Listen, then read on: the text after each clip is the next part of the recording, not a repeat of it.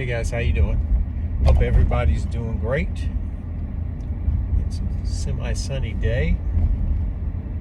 Hoping it doesn't rain because my grass is going to be taller than me. No short jokes, please. Not that short. I'm like close to 5'8". No, I'm 5'7 3/4". So therefore, I'm mighty tall. Long torso, short legs. So therefore, I can reach things. It's nice. So anyway, another just a thought.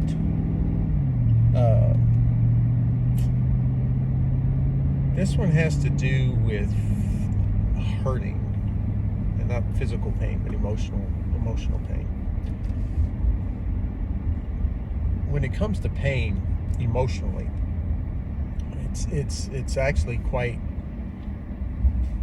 detrimental to us because with pain that's emotional, our past seemingly wants to become our best friend. Because typically pain that is emotional is in the past. Even if it was recent, it's still in the past. If it was 20, 30, 40, 50 years ago, it was in the past. But it becomes this bond to our pain. And then it gets run over and over in our minds, increasing the intensity of the pain and expounding on the direction the pain will go in our minds and in our hearts. So I guess the most difficult thing to be able to do is to disattach your pain from the past, from the situation of what happened. Especially if it has long since passed and it's something that you've dealt with, something that you, whether it's seeking forgiveness or apologizing or whatever it is that you may need to do or someone else needs to do. But then when it's brought back to you again, the situation, whatever it is, does the pain show up again? Now, typically, if you've healed and if you've taken care of it and you've forgiven, and once again, or been forgiven, whichever, forgive or be forgiven, there is nothing to feel because it's been taken care of. But if not, then if you feel pain whenever the situation is brought up, when it's talked about, guilt, whatever it is that you have, then obviously it's never been dealt with, and it hasn't been dealt or not dealt with fully.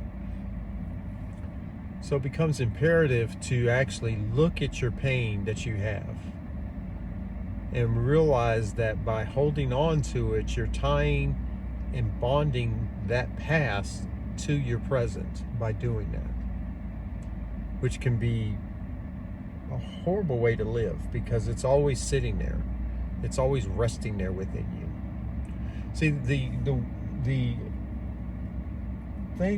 good thing, if you want to say that, about suffering and about tribulation or problems and things like that in your life is that and I've said this before, that they are your point of growth. Without them, you don't grow. You don't spiritually grow. You don't emotionally grow. You don't mature. You must go through these rough roads, mire, caves, whatever way that you see darkness that you may have to walk through. We all have to go through it so that we can grow and become who we're supposed to be. I just made a statement earlier, that plants only grow in dirt typically. I mean, there's hydroponics that you can use in water, but typically the tree, they're grown in dirt. They're not grown out in the air because they would die. They have to be rooted in something. And what they're rooted in isn't all that pretty. It's full of bugs, it's feces and remains, whatever it is. That's where these plants get their nutrients from. That's just how they grow. Because what's outside of the dirt is this beautiful plant. Say it's a tulip or a rose. What's outside of the plant, outside of the dirt, is this beautiful flower or tree. But underneath, if you pull up the roots and look at the external part that sticks out, the roots ain't all that pretty looking. I mean, they're not, but they're the very things that make the beauty on the outside. So you want to look at your life that way, that if things are hard, if things are tough, if it seems like it doesn't ever want to end, all that means is that your roots are getting deeper and deeper in the nutrients that you need, so that you can at one point in your life flourish and grow into something amazing, something beautiful. But it takes time for that to happen. Healing's part of that process. Addressing who you are is part of that process. Being honest with yourself about who you are. Not who people say that you are, not who you've been programmed into believing that you are, but coming to know truly who you are. And I know I say it all the time in all these videos, that I always repeat the same thing about finding your true self and finding out who you are, because that's what this is about. This is the only way that we can make it through what's coming.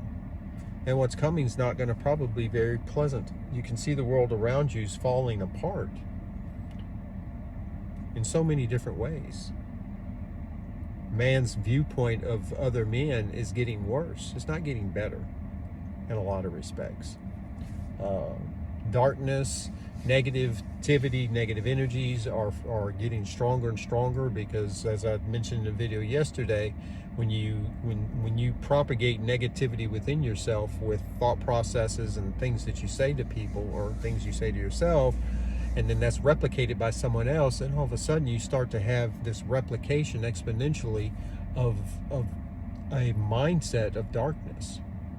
And that's what we're seeing in the world. So much of it's everywhere, because it's everyone's thought processes, and they're drawing in this negative energy, whether you want to call it negative energy, whether it's demonic forces, whether it's just negative entities themselves that have to feed off of what is there, so that they can flourish themselves. And this isn't about positive thinking that's taught, and that's been taught for decades. That's not what I'm talking about. I'm talking about coming to the full knowledge of the truth of who you are and who Christ is within you, which will then begin the process of peace and joy resting in your heart, even when the roughest of times hit. So just think about it. See yourself as, I don't know, whatever plant you want to be. If you want to be an oak, if you want to be a dogwood, if you want to be roses, if you want to be tulips, if you want to be chrysanthemums, whatever it is that you're wanting to visualize yourself as. See yourself as that. See these roots that are widespread everywhere. And you know, trees, they have a taproot that can go deep, deep, deep into the earth. All the other roots are on the surface, but there's such thing as a taproot that goes deep, deep within in the ground, and that's the anchoring point for the tree, and for some plants. And the deeper that taproot, the more, first, foundationally, the stronger that tree is, or that plant is, because it's grounded within the earth.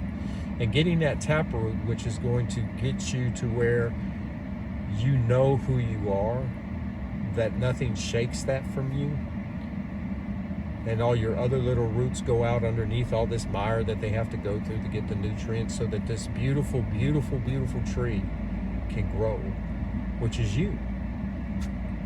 So that you become something of beauty, internally, externally. Because internally, whatever you are will show itself outside of you. I don't care how visually pretty you are or visually handsome you are.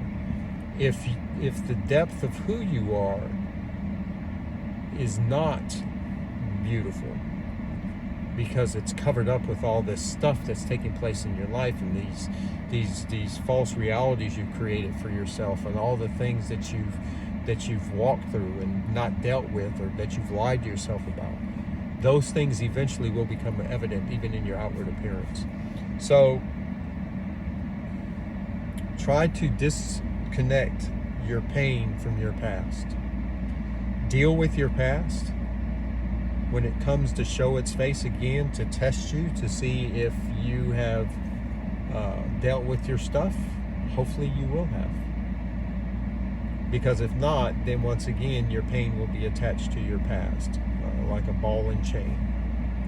And your past should be a learning tool to help you in your present, which eventually helps you in your future. But if it is something that's an anchor that just basically just weighs you down, then you have to reevaluate how you process pain and how you process trauma. And it's hard because all of us have been through some type of trauma, some mild, some extremely major. But at some point you have to deal with it, and you have to take responsibility for your part in it, even if it's something that happened to you that you had no control over. The only part that you really could have control over is how you perceived what took place. And that's the hard part, because it's hard to perceive other than what we already know. But if you can see light within it, something that will point you in the right direction to start the healing process, then grab a hold of it. Grab a hold of it. Because you've got a life that is waiting for you. But you can't get to that life when the pain is your anchor, when the trauma is your anchor. Because day by day, second by second, minute by minute, your time is being spent. And your time can be spent in the past with the trauma, or you can start the healing process where your time will be spent in the current, moving forward, to find out what life has for you, what the Creator has to give you. So anyway, I hope you guys have a blessed and wonderful day. I love you bunches and care for you all greatly. Because everyone that listens, everyone that doesn't listen, we're all amazing. And we all have something to give, something to offer. A key for someone else, so that something can be unlocked in them. Become the key. Realize that you have things to give people. You have things that you are here for. Things that can really, really help other people. Show the love that is within you. Quit hiding it. Quit running from it. But show what is within you, the love. And I'm not talking about the way the world talks about love. I'm talking about something that doesn't expect anything in return. I'm talking about something that is willing to give all with nothing coming back to them. Just for the pure joy of doing it. Yeah. But anyway, peace. Love you guys.